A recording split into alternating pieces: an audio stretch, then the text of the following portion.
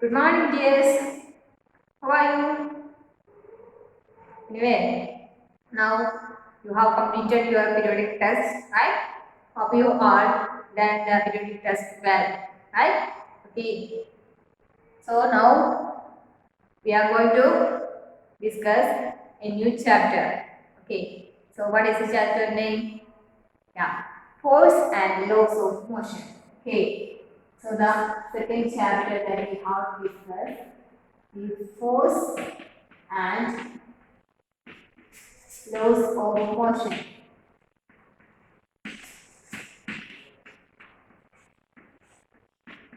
Okay, so this is the name of our chapter, right? So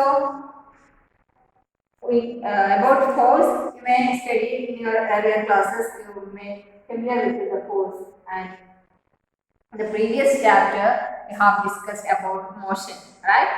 So we have discussed about motion like different type of motion, straight line motion, circular motion, like that. Okay, and we have already discussed some quantities which are needed to describe motion. That is like velocity, acceleration, speed, like that. Okay. So in this chapter, we will find or we want to find the cause of the actual cause of motion. What causes motion, right? So we have to find the cause of motion. And here, given in your textbooks, we have not yet discovered what causes motion and why does the speed why does the speed of an object change with time? Do all motion require cause? Like some questions are given. We have to find the answers and we have to find the reasons for all these things. Okay, so that are things we will discuss through this chapter. Okay. So the laws of motion you may heard about the Newton's laws of motion, right? Yeah, there are three laws of motion that is known as Newton's laws of motion. It becomes a pillar of Newtonian mechanics, right? It's an important thing in physics, right? So before going to that, you have to look about, we have to study about forces, right? So for many centuries the problem of motion and its forces are puzzled among scientists and philosophers, right? So centuries and centuries they try to find the cause of motion, right? Okay, and the scientists or the philosophers like Galileo and Aristotle and Newton, all these scientists trying to solve the problem, that is problem about the cause of motion, right? Okay, so here it is given a ball on the ground when given a small hit. Does it move forever? Does it move forever? If we hit a ball, does it move forever? No, we know it will come to rest after some time itself, right? And such observation suggests that the rest is the natural state of an object. Rest is the natural state of an object. In earlier days, it is the concept. Okay. Rest is the natural state of an object. This remains the belief until Galilei and Isaac Newton developed an entirely different approach to understand motion. Okay, so before Galileo and Newton, this was the what? This was the hypothesis, right? This is the belief. That is, rest is the natural state of an object. But Galileo and after Isaac Newton all studied about motion and force of motion, and then they derived laws like that. Okay, so then they come into some conclusion, and we will look into that later. Okay, so in our everyday life, we observe that some efforts is required to put a stationary object into motion or to stop a moving object. We ordinarily experience this a muscular effort and say that we must push or hit or pull on an object to change its state of motion. These things we have already discussed or we have studied in our previous classes, right? That means a push or pull is termed as force, or this push or pull will make an object move, or an object that is in motion, it will come to rest, right? So, to move something, we need to apply a push or a pull, which is a force, right? This is commonly called as force, right? Okay, so we have to apply some force to move an object or to stop an object, right? Okay, so the object will be immobile without acting a force. If a force is acting on it, it will move, right? If there is no force, it will take its position of rest, or if it is continuously moving, then it continue to move, right? Okay, so in fact, no one has seen or tested or felt a force, right? We know we said that a force has to be applied to move an object or to stop an object, right? But nobody can feel that force or nobody can experience that force. But we know due to this force, the object is moving or the object is coming to rest, right? So we can only be explain this force by describing what happens when a force is applied on an object, right? The result of this force on an object, we can describe that. Okay. So pushing, hitting and pulling of object are all ways of bringing object in motion. They move because we make force on them. That is, push or pull the push or pull on an object will make the object move or will make the moving object to be stopped, right? Okay, so this is how force acting on an object or the result of force we can directly get. Okay, so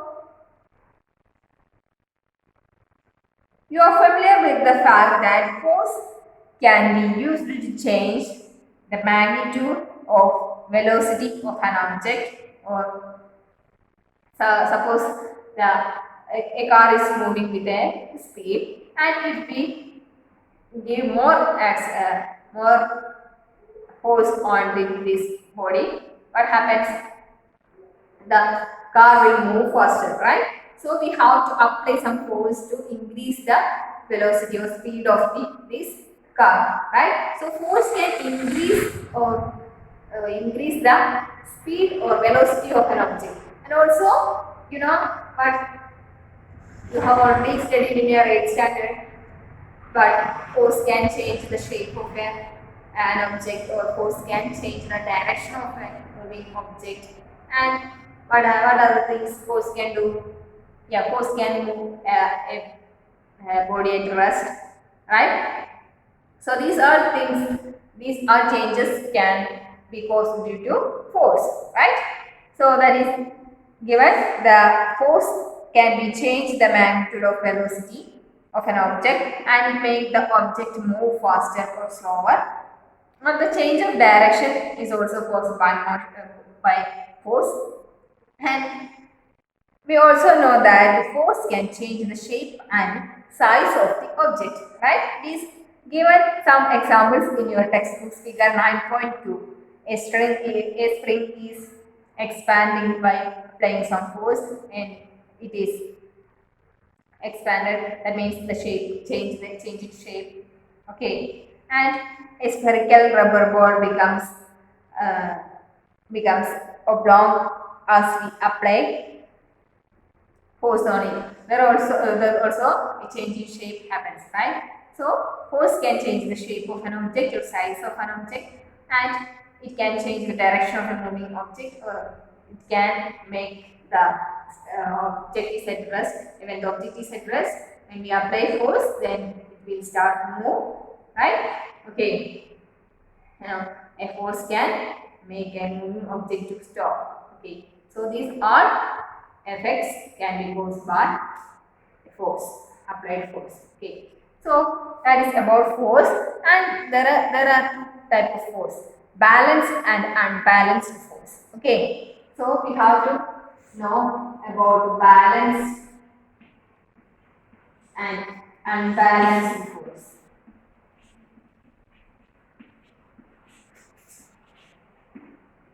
Okay. So what will be a balanced force? Balanced means, yeah, this somewhat balanced means what, equal. Okay. So we can see here, to understand what is a balanced force. Sorry.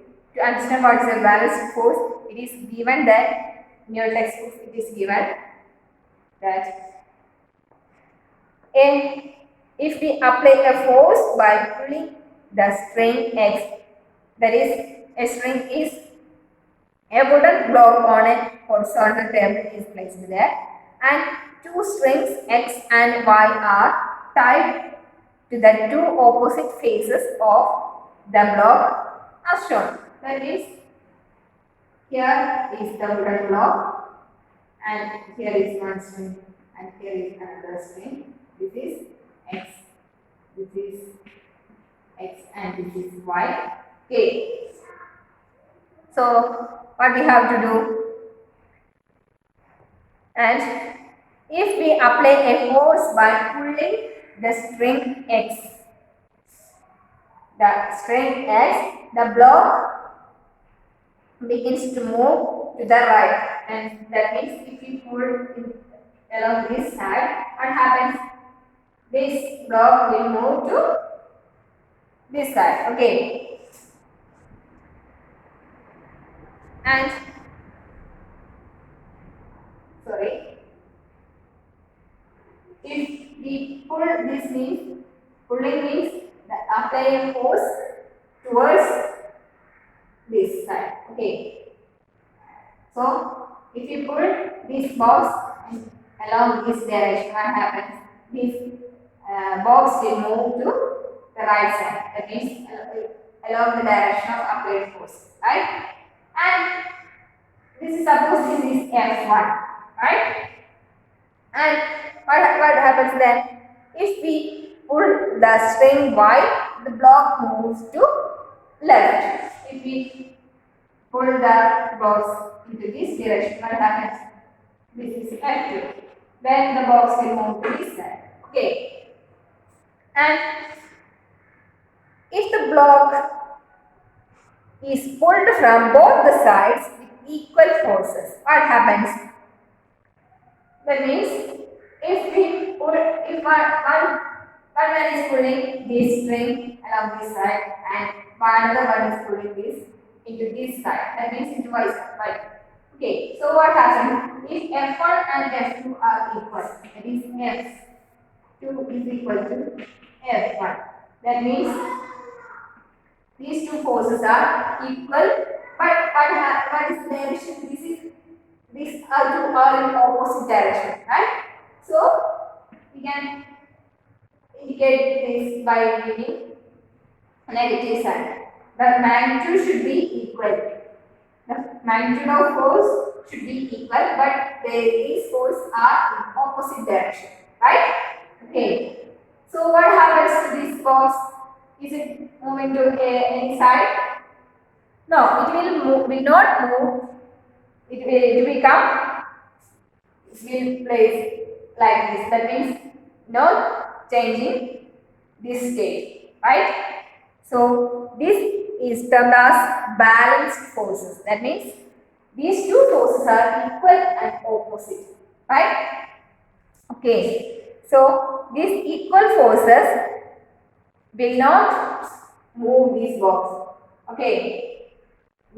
This box will not move to this side and will not move to either of these sides, right? So it will take its position here. Okay.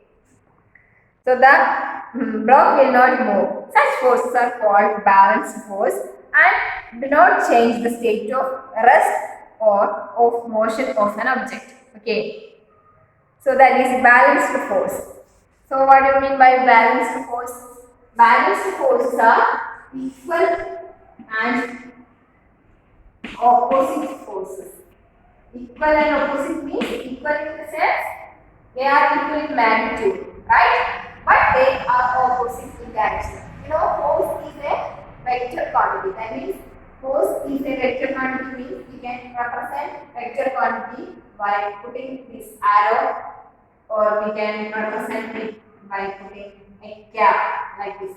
Okay, these are symbols in a study higher classes. Okay, so vector force is a vector quantity. That means forces are both magnitude as well as direction. Okay. So balanced forces are equal and opposite forces. Right? So it will not bring any change in state of motion, or it will not any change the state of rest or of motion. Right? Okay. So another example for balanced force, we can experience, or you may familiar with it, tug of war, right? Tug of war. What happens in tug of war? In tug of war, there should be two teams, and here team one, team two, right? And here is the middle point, and if both these teams have equal strength and if they apply equal forces, if this T2 team pulling this tug of war into this side, and the team 1 is also exerting same force, and they pull with the same force in this direction. What happens? This will not have any change in its position, right? So the middle point should be here. Okay, and this is balanced. Okay, so if both of these things have same strength, same similar strength, and they apply same force, then what happens? There will be any change. Will not be any change in this central position, right? Okay. So in that case, no one will win the game. Okay. So if anyone will win the game means one of the team will exert more force, or by comparing to the other team. Okay. So that is about tug of war. Okay. And this is balanced force means equal and opposite force. And here one more or another examples are given in your textbooks. That is, let us consider a situation in which two opposite forces of different magnitude pull the block. In this case, the block will begin to move in the direction of greater force. That we have already discussed in the case of tug of war. If one team is applying more force, then what happens? Another team will lose, right? Okay, so and in that case also, if F2 is greater than F1, what happens to this box? This box will move to this side. And if F1 is greater than F2, what happens? This box will move to this side. Okay. So that is what unbalanced force. That means unequal forces. Unequal forces brings a change in state of motion, right? Or state of rest. Okay. So unbalanced forces. Thus, the two forces are not balanced, and the unbalanced force acts in the direction the block moves. Okay. So if F1 is greater than F2 means the force F1 is greater than F2 means the block will move to this side. Okay. So this is unbalanced force. That is unequal force. Unequal force. Okay. So these unequal forces may be in the same direction or in the opposite direction, right? So that is if that means it should be in same direction or in opposite direction, right? That means if we apply the force F1 that is greater than F2, then the box will move this side. Here the forces are opposite. But if we push the box along this side, that is this is F1. It is and also this X is pulling the box towards it. This is F2. And this is here also F1, F2 greater than F1. Then what happens? This will add up. This F1 and F2 will add up. These are not equal but in same direction. What happens?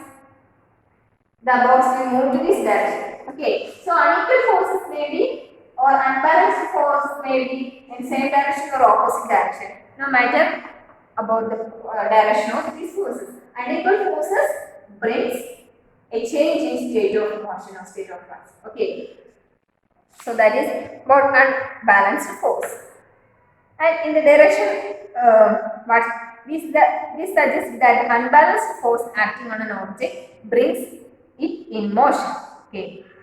So here it is given that some children trying to push a box on a rough floor. If they push the box with small forces, the box does not move. Because what is the reason behind that? If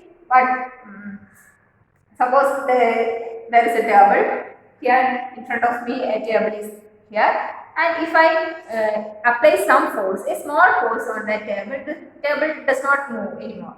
Okay, and if I give more force to that, then sometimes it will move. Okay, so what make it move and what make it does not move? Yeah, there should be a frictional force acting between the surface of the floor and the surface of this table. Okay, so because of friction acting on a direction opposite to the push, that the force what we applied, right? So everywhere there is a friction between two surfaces, right? So the friction is always opposite to the force that we applied, right? Okay. So this frictional force arises between two surfaces in contact. Okay. So in this case, that means by pushing a box on a rough floor, what happens? The bottom of the box and floor, rough surface are in contact. Okay, so there should be a frictional force acting on these two surfaces, right? Okay, so it balances the pushing force and therefore the box does not move. That means what happens? The frictional force is acting on the surface of table or box here, right? So this frictional force is equal and opposite to the force that the children given to that box, right? So this is frictional force. This is the force given by the children. Okay, so these forces are balanced so that the box will not move anymore. Okay. So if the children push the box harder, what happens? When the frictional force or when the force applied by the children dominate the frictional force, then only the box start moving. Okay. So this is because the frictional force is balanced. If they apply a little force, then what happens? The frictional force opposes that force and the box will not move. And if they apply more harder or more force to the box, what happens? This applied force dominate the frictional force. Then only the box start moving. Okay. Then this is a similar case of balanced and unbalanced forces, right? Here, if the box is at rest, means there should be a balanced force between frictional force and the applied force, right? And when this box is start moving, means there should be a unbalanced force given by the children. Okay, that is balanced and unbalanced. And then what happens when we ride a bicycle? When we stop pedaling, the bicycle begins to slow down, right? These things you may have experienced this thing, right? Okay, so the bicycle begins to slow down when we stop pedaling. Okay, this is again because of the friction force acting opposite to the direction of motion. As we already discussed, there always acting a frictional force. Due to this frictional force, we can walk through the floor or the other. Everywhere there should be a frictional force, right? Okay, so here also the frictional force is acting in a direction opposite to the direction of motion of this bicycle, right? So if we stop pedaling, what happens? After some time, the frictional force dominates, right? Then what happens? The cycle will be slowed down, and after some time, if we are not pedaling it, then it will come to rest. Okay, so in order to keep the bicycle moving, we have to start pedaling again. Okay, and it appears that an object maintains its motion under the continuous application of an unbalanced force. However, it is not actually it is not correct. Okay, so what is the thing? What is the actual thing behind this? That is what an object moves with uniform velocity. An object moves with uniform velocity when the force, that means force means a push or pull, like that. Okay. An object moves with uniform velocity when the forces acting on the object are balanced and there is no net external force on it. Okay. That means uniform velocity means a regular change in the velocity, right? That means it moves with a uniform speed or uniform velocity. Okay, so there should be a balanced force acting on that moving object. Okay, so you can underline that an object moves with a uniform velocity when the force acting on the object are balanced and there is no net external force on it. Okay. So, if a balanced force is acting on an object, on a moving object, it will move with a uniform velocity. If an unbalanced force is acting on this body, what happens? There may be a change in speed or change in direction happens, right? Okay, so that is, if an unbalanced force is applied on the object, there will be a change either in its speed or in its direction of motion. Okay, so if an unbalanced force is acting on it, there should be a change in speed or change in direction. Okay, so to accelerate a body, to accelerate a moving object, what we have to do? We have to apply an unbalanced force, right? So if a moving object is acted upon by a moving object is acted by an unbalanced force, what happens? Then its speed will change. That means there should be an acceleration produced, right? So to accelerate the motion of an object, what we have to do? To accelerate the motion of an object, an unbalanced force is required. It is necessary to give an unbalanced force to accelerate an object. Okay.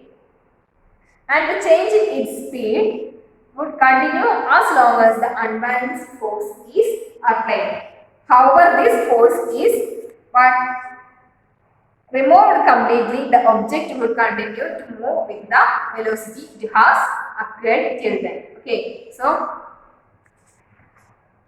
an unbalanced force will make it accelerate or will make what to increase the speed. Okay, so this speed will continue up to where the unbalanced the continue as long as this unbalanced force is applied. That means if we remove this unbalanced force, what happens? The body will move with the velocity what they have till that time. Okay, that means apply ചെയ്യുന്ന unequal or unbalanced force. Due to that unbalanced force, the moving body get accelerated. That means it gets some velocity. Okay. So ഈ unbalanced force എത്ര time നമ്മൾ കൊടുക്കുന്നു അത്രയും ടൈമിൽ അതിന് acceleration സംഭവിച്ചുകൊണ്ടിരിക്കും. Then if you remove this unbalanced force, what happens? This body will move with the velocity that it acquired, right? നമ്മൾ കൊടുത്ത unbalance force കൊണ്ട് ഇതിന് എത്രത്തോളം വെലോസിറ്റി അക്വയർ ചെയ്തോ ആ വെലോസിറ്റിയിലായിരിക്കും പിന്നെ ഈ ഒബ്ജക്റ്റ് മൂവ് ചെയ്യുക. Okay, so these are the things related to balanced and unbalanced forces, right? So what are the things we have discussed? Yeah, balanced forces are equal and opposite forces, and it will not bring any change in the state of motion or state of rest, right? And unbalanced forces are unequal forces. It may be in same direction or in opposite direction, right? And it will make the objects move, or it will accelerate the objects, or it will make the object make the change in direction of a moving object, like that. Okay, so that is the difference between balanced and unbalanced forces. Okay, so this is about forces. And now we know what is the cause of motion. Yeah, it is due to force. An unbalanced force should be applied to move an object, or to change the speed of an object, or to change the direction of a moving object, like that. Okay, so all motions need a force. Okay, so that is the cause of motion is force. So these force and motion are related things. Okay, so many scientists study both these things, and after the study and researches they get some conclusions, like that. Okay, so finally the Isaac Newton derived 3 laws of motion. Okay, that is we have to study these laws of motion later. Okay, so before Newton, Galileo and Aristotle, or the scientists trying to solve the problems, or trying to bring the results of this force that causes motion, and like that. Okay, so we have to we have to study it more detail. So we can discuss the laws of motion in the next class. There should be 3 laws. There are 3 laws of motion: Newton's first law, Newton's second law, and Newton's third law of motion. Right? So we have to study that in the coming classes. Okay. So till then, now we are wind up in this. Okay. So study well, and if you have any doubt, you can ask me anytime. Okay. So we can meet in the next class. Okay, children. Thank you.